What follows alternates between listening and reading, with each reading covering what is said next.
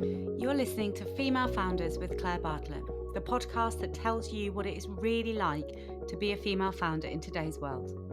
We share invaluable insights through personal journeys and real life business experiences, highlighting the highs and the lows so you can move forward in your business with ease. I am passionate to share with you the realities of business and give you the strategies and simple steps you need to truly succeed with your business. Today's episode is brought to you by Xero Accounting Software, a champion of female entrepreneurs and a proud sponsor of the Female Founders podcast. Managing your business finances can feel overwhelming, but Xero simplifies it all and gives you the power to keep your books in order and your mind on growth. Xero have offered an amazing 50% discount on your first 3 months with them. So if you'd like to take advantage of this amazing deal, just search refer.xero.com/female founders or follow the link in the show notes. Don't forget to give this show a follow to make sure you never miss an episode and share it with any incredible female founders you know. But for now, let's jump into this week's episode. Hello and welcome to the first episode of season 2 of the Female Founders podcast. I am so excited to be back here with you all. And firstly, I just need to thank you all so much for the amazing response we had to season 1. To be back here for another season is just beyond my wildest dreams and brings me so much joy. And that leads me on to the topic of today's talk, which is joy. Now, I turned 40 very recently. I've spoken about it quite a bit, so I'm sure most of you have probably already heard about that. But obviously, it's quite a pivotal moment in your life, and it got me asking a lot of questions. It got me analyzing a lot of things and whether I was at the right point in my life where I wanted to be, what I was working towards in this next chapter of my life. And one of the questions that came up in my mind was joy. Whether I have enough joy in my life and what is bringing me joy in my life. And so that's what I want to talk to you all about today. Now, first of all, I want to start with what is joy? What is the definition of joy? Well, in the dictionary, it says that joy is a feeling of great pleasure and happiness. I mean, doesn't that just sound perfection? Isn't that what we all want to fill our days with, right? I looked into this because I knew I was going to talk about it today. So I've done some research into joy and it has been around forever. Aristotle saw joy as an essential component of a good life, and he believed that joy came from living with purpose and fulfilling our potential. And that's why it's so interlinked with our careers and our businesses, because that's the space where we are truly fulfilling our potential in life and we're sharing our knowledge and our experiences and hoping to make other people's lives better. So we need to make sure that we're fulfilling our potential. And this business that we have all started is bringing us joy into our lives. Now, there's lots of areas in business that can bring you joy that can also not bring you joy. One of the main purposes of season 1 was discussing how we all have difficult days in business. And quite often we can, one day we can be flying high and we have the best business ever and we're loving it and everything is perfect and we are filled with joy. And then the next day, something catastrophic can happen that was out of our control and we feel like throwing the towel in and just walking away from it all. It is really a roller coaster. But what methods can we use to try and balance that out and to even be able to find joy and gratitude in the darker times in business? And this led me to analyzing, I suppose, my day to day and what areas I look at to make sure that I'm still finding my passion and my purpose within my businesses. One of the first things that you can do when looking at your business is to make sure that it still aligns with your values and your purpose.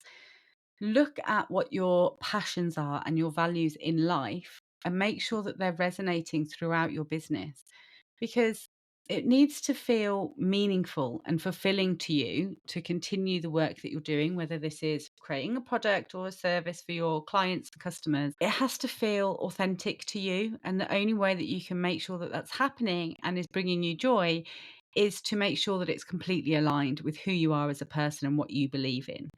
So, one of the things you can do is make a list of your top 5 values in life and then see how your business reflects on those values and whether they're aligned. And if they're not, ask yourself the types of questions to what changes you can make to better align them. So, my values in life are very simple. It's to be kind, to be authentic, to give more than I take, these sorts of things. And I make sure that through my business, I am living to all of those things. I've created the community, a safe space for women in business, a space where it's incredibly important. It's one of the guidelines is to be kind. I don't take any nonsense from anybody. If you don't live to those rules, then you are out. So I feel like I've built a business that is very aligned with my personal beliefs and values. Another thing that you can do is to really celebrate the wins, all of the wins. It doesn't matter how big or how small. And so often we can start neglecting and losing the gratitude for the smaller wins. And we only focus on trying to achieve those bigger wins. But they can be way off in the distance, right? They can be 2 years, a year, 5 years away. And actually, what you might not be seeing anymore is that it's the little wins, it's all of those little wins that are moving you forward towards that bigger win. So you need to be grateful for them and you need to accept them and feel the joy that they once would have brought you. Do you remember the feeling of joy when you got your first ever client? Because I do. I was elated. I remember phoning my husband, like, "Oh my God, someone signed up to work with me. Like, this is amazing." And I still have that much excitement now when someone new wants to work with me because they're putting their trust in me. It's super exciting. And the other thing is, I make sure that my customers really align with me. So, one of the best pieces of advice I was ever given right at the very beginning of going into business is don't accept any client just for their money. Because if someone doesn't align with you, they don't share your values, and they're not your type of person, then they will never be your ideal client and it will bring you down. It will drag you down with them. So I have always made it a real conscious effort of making sure that the customers that I accept to work with really align with me and are someone that understands the value that I'm giving and they value me as much as I value them as a customer. And that comes down to true worth and understanding that it's a two-way street, right? If you're signing on a new client, it's not just whether they are happy to work with you, you have to be happy to work with them too. And you have to make sure that you're asking yourself these questions and following your gut instinct because it is never wrong. Moving back onto the small wins, they're the backbone of your business, okay? All those tiny little wins, whether it's signing on your first client or it's having a mention, getting a lovely review or testimonial. These things matter, okay? And they're really important. And someone who's just starting out in their business would be over the moon to receive those things. So make sure that you still see the value in them as well, and you still get that joy, that rush of adrenaline and satisfaction from them as you did in the beginning, because they still matter just as much. Also, there's some lovely ways to track these things, and this is something I think I spoke about in season 1 actually, but it's keeping a pick me up pack. So when you get these beautiful testimonials or you sign on a new client or you do something really amazing, make a record of it and put it all in one place. And then if you are having one of those tough days in business and you need to bring a little joy into your world and maybe get a little virtual hug, you read through this pack of all these amazing testimonials you've had or the amazing things that you've done and achieved with your business. And it will bring you joy. It will lift you back up and make you see that, yes, you are on the right path and what you are doing matters and it is the right thing for you to be doing. Another thing you could do to bring you joy is embrace the community spirit around being in business. Community and support networks are so important to business owners because it can be a really lonely place, right? Being in business. So, finding out those communities of like minded female founders and supporting each other and holding each other accountable through their journeys brings so much joy.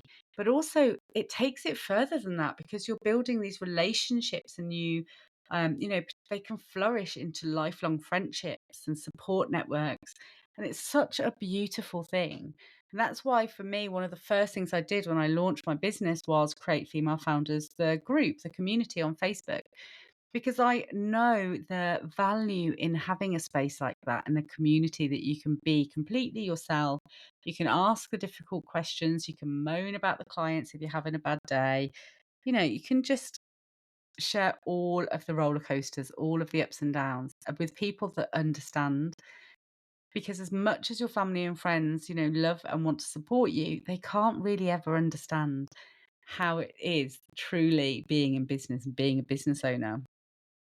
But if you celebrate a win with your family member, it's lovely, right? And they understand and appreciate it. But if you celebrate it in a community of other female founders, the joy is just escalated so much more because they understand how important it is, especially those little wins. So, having a community around you is so critical. And I've had many through my time in business of all different types. I've had industry specific ones, female founder ones. I've had all different types of communities, and they all give me something different. But what they do all do, and they all have in common, is bringing me that joy. Another thing, and this again goes back to the small wins, is to practice gratitude. Okay. Remember the small things, surround yourself with the positives that you can find in every day. Even on the bad days, there's something that you can be grateful for. It's really important factor in my day that I do my gratitude journal. I try and find my 5 things every day. Some of them are really big, some of them are really small. And some days they are all things that were completely out of my control if I've had a particularly, tough day. So it might be, well, the sun was shining, or I got to sit down and eat dinner with my family, um, or I had a lovely cuddle with the cat, all of these sorts of things.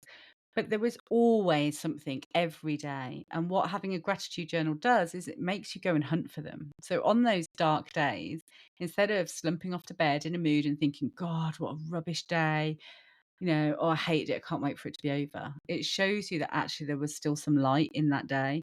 And you need to be grateful for those things. So I'd really make sure that you're doing gratitude journal, but also just journaling in general is a really great tool because it helps you make sure that you stay aligned. Going back to that point one, you're staying aligned with your purpose and your values. It keeps you on track for your passions and your bigger vision for your life and for your business.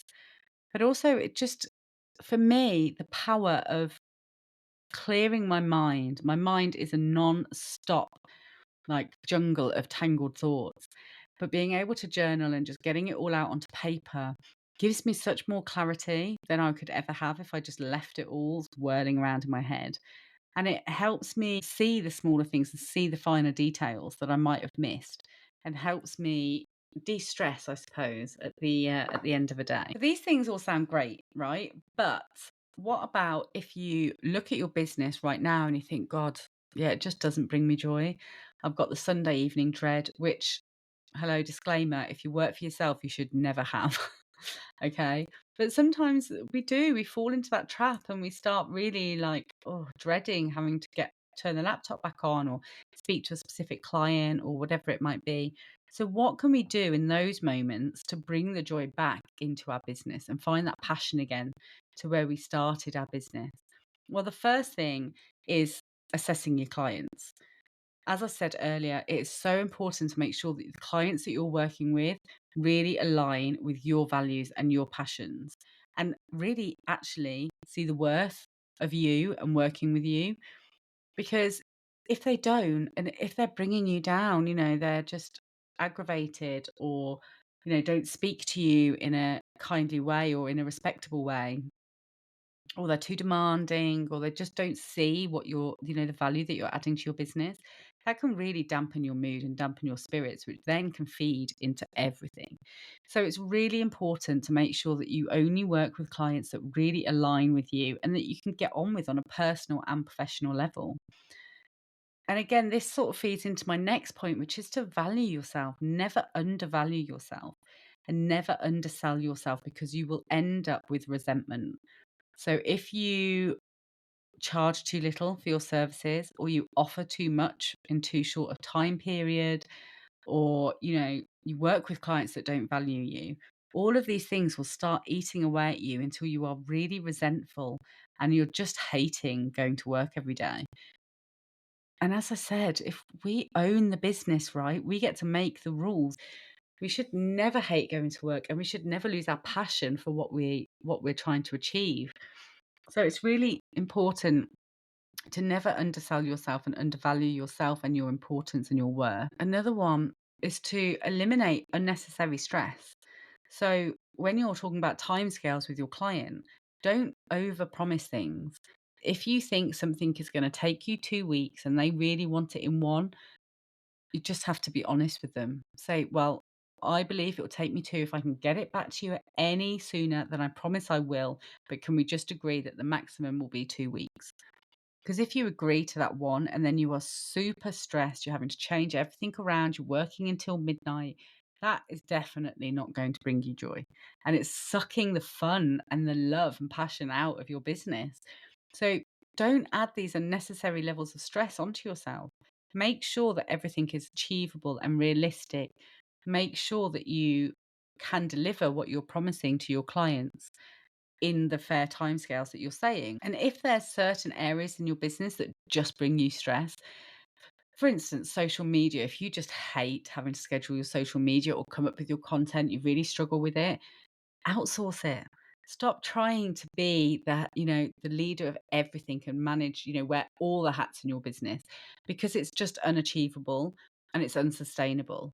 So you need to be aware of the areas in business that you really struggle with that are just not part of your skill set, and make sure that they are the first things that you outsource when you're in a position to do so. Because there's no benefit to you of being a martyr in your business and trying to do everything and saying, "Oh, yes, but it's my business. I need to handle all of these things." No, you don't. You can handle as much or as little in your business as you want to. As long as you found somebody who understands your values, understands what you're trying to achieve, and is willing to work with you on those, then 100% outsource as quickly as you possibly can. And another thing is your workspace. What's your workspace like? Is it a complete and utter disaster zone, or does it bring you joy every time you walk in? It should be a haven. It should be a place that you absolutely love being. So when I got rid of my office last October and I came to work from home again, I painted my office a beautiful, like dusty rose pink. And that was me declaring that this was my space, this was my home office now. I filled it with all of my things and I've just made it feel like a really beautiful space that I'm really pleased to come and sit in every day. If it was an absolute hellhole, which is where I started out in COVID, where, when we were all suddenly made to work from home, it just makes it stressful and not an enjoyable experience.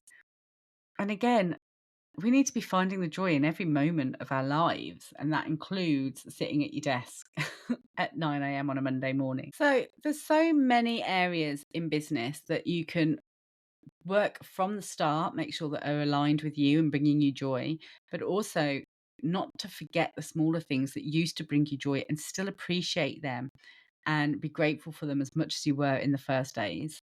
And then so many areas that you can analyze. If you've realized that actually it's not bringing you so much joy anymore, what areas can you look at to realign yourself with your business and light that fire in you again?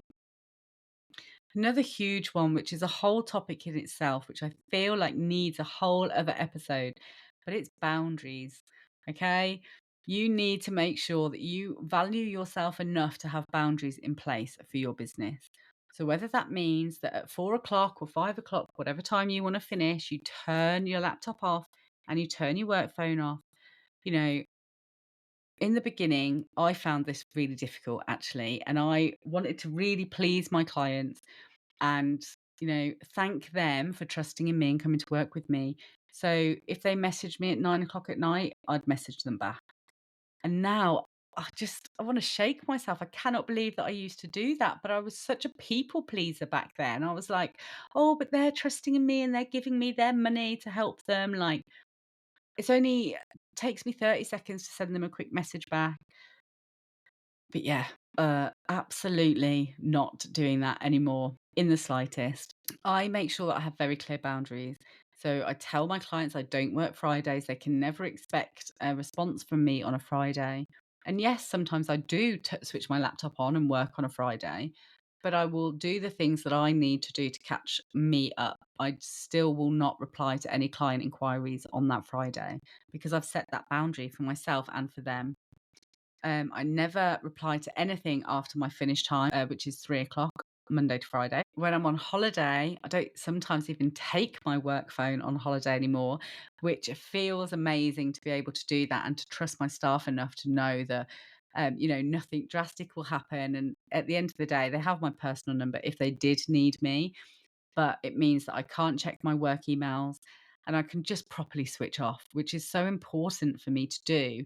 And allows me to be present with my family, which in the early days of my business I wasn't doing. I was there. I was taking my work phone out on day trips on holiday. Like, when you look back at things and you just think, how did that ever seem okay to me? Like, how did I ever think that I could fly to another country and take my family out for the day, but still think, oh, I might need to check my emails at some point today? Like, oh, it blows my mind. But the early days in business are, a struggle. And I appreciate now looking back that I was still trying to establish what my boundaries actually were and what I wanted from my business for myself. Some people might not want the boundaries that I have. They might be completely happy with being contactable 24 hours a day. Some industries might need you to be contactable every hour of the day. And that's okay if that's okay with you. But this is the point of boundaries. It's appreciating what you are happy with and what you are comfortable with and what is going to impact you on a personal level that you don't want to impact you. So, yeah, boundaries is a huge one, but I will do an episode on that later in the season. But for now, I just want to make sure that you have joy in your life and that your business is nothing but pure joy for you. Want to make sure that you have that passion, you never lose that fire that you have in yourself, which is the reason that we go into business in the first place, that you continue to have that alignment with your business. And that at the end of every day, you can close your laptop off with a huge smile on your face and think that was a great day. Even when something catastrophic has gone wrong at some point in that day, I still want you to be at the end of the day say, yeah, it was a great day. Even when something catastrophic has gone wrong at some point in that day, I still want you to be at the end of the day say, yeah, it was a great day. Does your business still bring you joy and how you feel about it? And have you actually ever asked yourself that question? Because that's the other thing, right? It's taken me till I'm 40 to ask myself that question. And now, after making some adjustments, I'm asking myself every week. So make sure that you build it into your life, that you ask yourself these important questions, because what's the point of any of it if it's not bringing us joy? And as Aristotle said, fulfilling potential and living with purpose. I mean, heaven, I couldn't say it any better myself. So, as always, thank you so much for joining me on this episode. If you have enjoyed it, please make sure that you give me a follow and leave a review would be amazing. And make sure that you share it with any other female founders that you know, any absolute legends in business who you think could appreciate or benefit from listening to this season. And I will see you next week. Have a great week. I hope you've enjoyed today's episode, which was brought to you by Xero Accounting Software, a champion of female entrepreneurs and a proud sponsor of the Female Founders podcast. If you're running a small business and you're dreaming big, then Xero is here to help make those dreams a reality. Xero is all about supporting women like you, who are not just running businesses, but are also changing the game. So whether you're just starting out or you're scaling up, join a global community of female founders who trust Xero to manage their finances efficiently. Just visit refer.xero.com/female founders to learn more. But for now, don't forget to hit that subscribe button and share this episode with all the incredible female founders you know. And together, let's change what it means to be a female founder in today's world.